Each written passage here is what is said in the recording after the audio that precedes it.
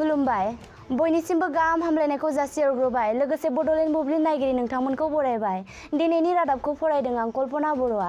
कभिड-19 नि थाखाय हादोर नाङै 21 सान लकडाउन फोसावनाय लोगो लोगोनो जेरावबो गोरिब नखरनि सुबुंफोरा आंखालजों मोगा-मोगि जादों। बाक्सा जिल्लानि बेन्दोंआव थानाय खाथरपारा गामिनि थागिबि आजिरा मोननाय फोरोंगिरि मुस्रि प्राणचरण बसुमतारीया ओनसोलनि गोरिब नखरफोरनो अनसुंथाइ होदों। गिबियावनो आं नोंथांमोनखौ आंनि गोसो गोथौ गोरबोनिफ्राय आं अननाय बावबाय। थारैनो बे मोनसे दुखु गोनां बाथ्रा दि दानि बे कर'ना भाइरासआ जोंनि समग्र बिश्वआवनो लोगोसे जोंनि भारतआवबो गोबां खहा खालामबाय। बेखायनो दानि जोंनि बे माबायाव थासारियाव जिबिलाक गामिनि गोरिब गुन्द्रा हाजिरा मावना जानाय खामला मावना जानाय बिथांमोना दिनै बे लकडाउन अबस्थायाव बे लकडाउननि समाव बिथांमोना खुनु राहा गैया जादों, खामानि मोनाखै, मावनो दांनो मोनाखै, न'निफ्राय ओंखारनो हायाखै। बेखायनो जोंनि असमनि स्वास्थ्य मन्त्रि बिथां मानगोनां हिमन्त बिश्व शर्माया जे जोंनि कर्मचारिफोरखौ जि हायो अनसुंथाइ होनो थिनदों।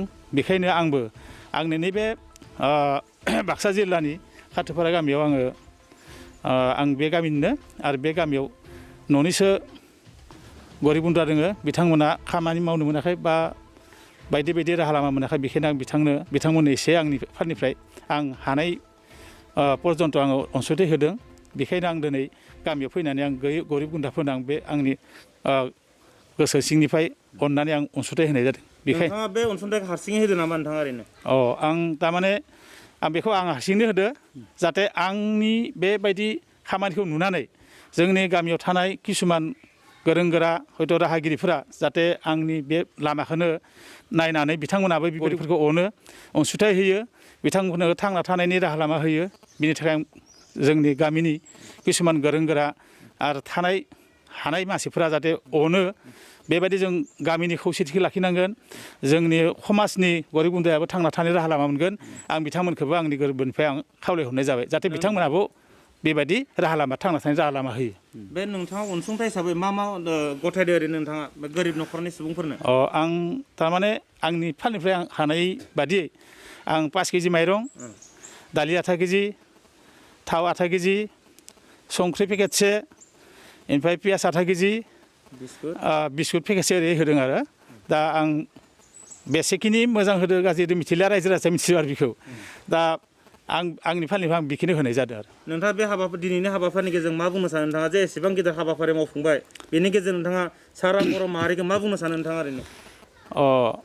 थारैनो बेयो मोनसे साननो गोनां मोनसे बिथिं। मानो होनबा जोंहा समाजाव दिनै बहुद खेलि मेलि जादों।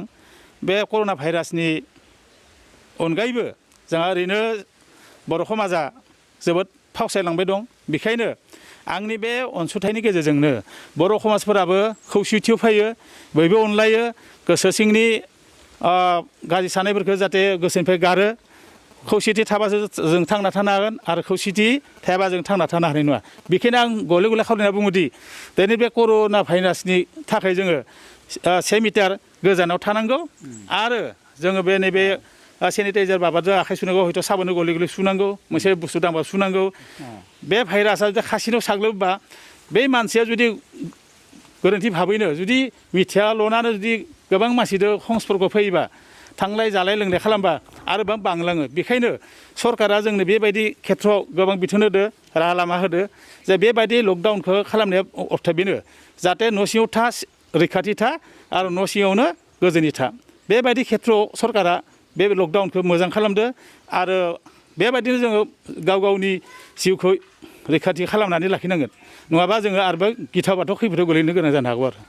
प्रशंसाखौ जों जोबोद गोजोननाय मोनदों।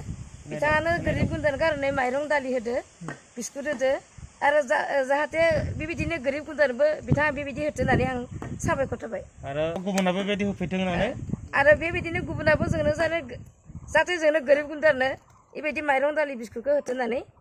नोंथांमोना जोंनि नांगोलायाव जेतिगरे हाबफैबाय, जोंनो माइरं दालि लाबोदों।